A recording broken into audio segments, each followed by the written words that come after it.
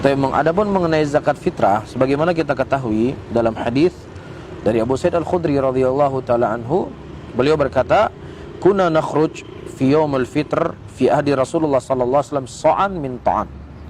Dulu kami mengeluarkan zakat di zaman Nabi sallallahu alaihi wasallam satu sa' dari makanan. Disebutkan di situ adalah makanan.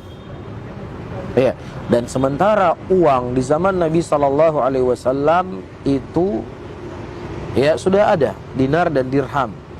Dan kaidah disebutkan oleh Aisyah radhiyallahu taala anha, "Ma khairan Nabi sallallahu alaihi wasallam baina amrain ila akhadha ayyasaruhuma illam yakun itsma." Tidaklah Nabi sallallahu alaihi wasallam diperhadapkan dua perkara kecuali beliau memilih di antara dua perkara yang paling mudah tersebut selama itu bukan perkara yang haram.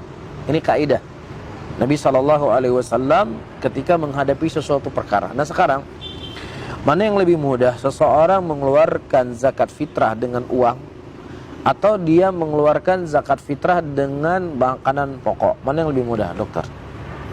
Lebih mudah, kita cerita lebih mudah ya. Lebih mudah uang. Lebih mudah dengan uang. Kan seperti itu. Ya. Nah, uang ada di zaman Nabi SAW, tetapi beliau tidak memilih uang tersebut. Ya. Ini sekarang orang misalnya bawa beras atau gandum dulu, mungkin kurma dulu di zaman Nabi, ya 10 karung. Itu kan repot itu. Kalau dia kalikan 10 karung 10 juta, udah jadi mudah. Tetapi kaidah tadi apa kita sebutkan, tidaklah Rasul diperhadapkan dua perkara kecuali beliau memilih yang paling mudah di antara perkara tersebut selama perkara tersebut bukan terlarang. Sehingga dengan kaidah ini wallahu a'lam bishawab, ada uang di zaman Nabi tapi Nabi tidak mengeluarkan dengan menggunakan uang, tapi tetap beliau mengeluarkan dengan satu sa' min ta'am, satu sa' daripada makanan. Sehingga wallahu a'lam bishawab, dengan kondisi seperti ini maka lebih baik kita mengikuti petunjuk yang datang dari Nabi kita Muhammad sallallahu alaihi wasallam. Ya, karena kenapa hikmahnya, terkadang ada orang tua yang mohon maaf lah ya, dia pecandu rokok dan lain sebagainya. Ketika dikasih uang, itu biasanya beli makanan atau beli rokok. Apalagi pecandu narkoba. Ya seharusnya hari raya dia bisa makan, dia bisa minum. Ya, dia bisa makan, bisa berbahagia bersama keluarganya karena hari raya lah hari makan dan minum. Tapi justru dia mengeluarkan uang tersebut kepada hal-hal yang tidak penting.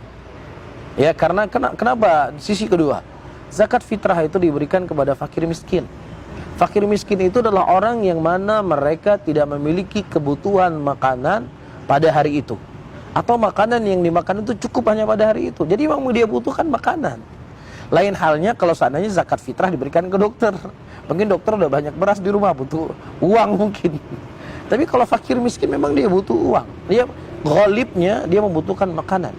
Kebanyakan butuh makanan, walaupun nanti ada 1-2 orang yang memang mereka membutuhkan uang, ya mungkin bisa solusi dia jual berasnya atau lain sebagainya.